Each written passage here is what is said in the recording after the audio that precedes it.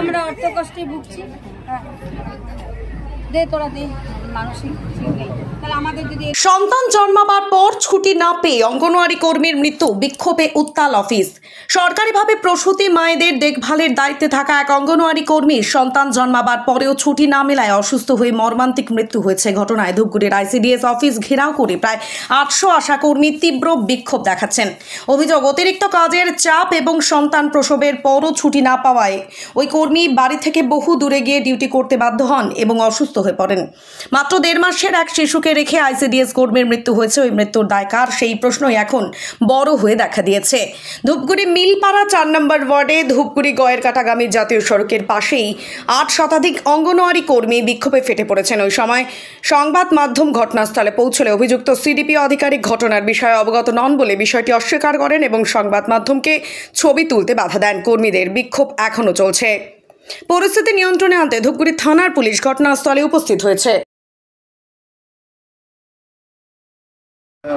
উনি কি maternity leave, মানে যেটা নিয়ে বহু সমস্যা, যে একজন মহিলা যিনি মা হয়েছেন, মানে এই শারীরিক অবস্থায় তিনি ডিউটি করছেন, তাকে কি আপনারা ম্যাটারনিটি লিভ নেওয়ার পরামর্শ দিয়েছিলেন? না, আমরা বলেছিলাম, কিন্তু উনি তো অ্যাপ্লাই করেনি ম্যাটারনিটির জন্য। আর উনি আমাদের ডিউটিতে জয়েনও করেন, জয়েন করেন, মানে চামচিতে জয়েন করেন? না, জয়েন করেন। ম্যাম, আপনার নামটা একটু বলবেন। তাহলে এই যে বাকি যারা এখানে যারা কর্মীরা এসেছেন, তারা বলছেন যে আপনার একটা প্রেশার ছিল এবং যার জন্য বাধ্য হয়ে তাকে এই অবস্থায় কাজ করতে গিয়েছিলেন এবং সেই কারণেই তার মানসিক অবস্থা এবং তারপরে মেন্টাল প্রেশারে তার ব্রেন স্ট্রোক মৃত্যু। আচ্ছা, ওনার পোস্টিং হয়েছিল চামচিতে।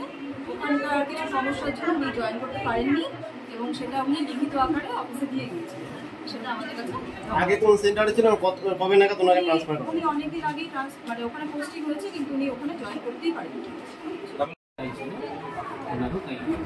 বলছি স্যার, উনি ম্যাটারনিটি লিভ ওনাকে তাড়াতাড়ি উনি নেয়নি, ওনাকে আমরা বলেওছিলাম ম্যাটারনিটি লিভ নিতে, বিশেষ করে সুপারভাইজার দিদি বলেছে না।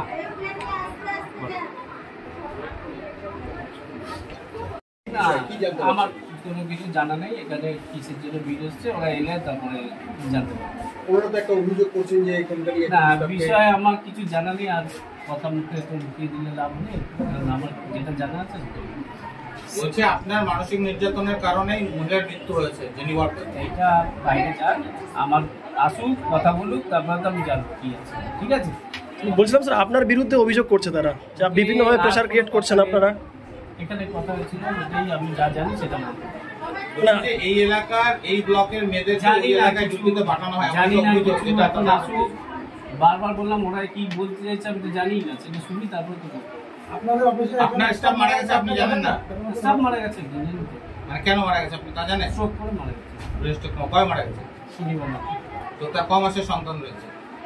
তার কম মাস বলতে পারবো না, ছোট সন্তান একজন। ম্যাটারনিটি লিভ কত মাস পর্যন্ত পায় বা কয়টা বেবি অবধি পায়? 2 অবধি পায়, তারপরে পায় না, এটা সরকারি নির্দেশ। তো বলছি, এই ধরনের মাদারদের ক্ষেত্রে কি আপনাদের কি কাজে যাওয়াটা বাধ্যতামূলক, যাদের সন্তান 1 মাস 2 দিন 3 দিন? না, আমরা তো 6 মাসের ম্যাটারনিটি লিভ দিই। যে অ্যাপ্লিকেশন করবে তাকেই তো 6 মাসের ছুটি দেওয়া হবে। উনিও কি ছুটিতে ছিলেন? উনি তো কিছু অ্যাপ্লিকেশন আমাদের দেয়নি। তাহলে এই মৃত্যুর জন্য আপনি নিজেকে দায়ী মনে করছেন না? তাতে পরিবারের অভিযোগ যে আপনার চাপের চোটে, তার বাড়তি কাজের চাপের চোটে এই ধরনের। আমাকে এইসব কারণ বলে তো আবার কোনো লাভ নেই। যেটা ডাক্তার ফাইন্ডিংস পাবে সেটাই ডাক্তার জানে।